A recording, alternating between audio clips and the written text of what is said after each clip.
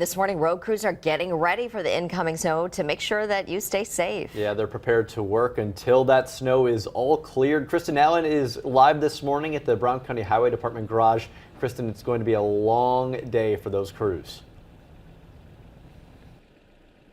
It is. They're getting ready. The snow's coming in a little bit slower, as we heard Steve say. So they are waiting a little bit to do some of that intensive pre-treating. But you can see the reserves here behind me in the garage. All of this salt, that's what they'll be taking from as they are getting replenished and heading back out on the road. So they'll be prepared to do that as long as the cleanup process takes, and they'll be pre-treating later today. So those crews will be pre-treating with salt and a brine solution. They typically put it on the roads before a weather event. Crews are also tracking pavement temperatures to make sure they don't drop below 20 degrees, which helps during the planning process to make sure that the salt and brine solutions are effective.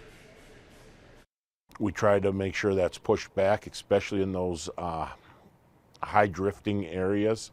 And then, of course, temperatures play a role, and the temperatures will play a role to how we want to clean up the storm.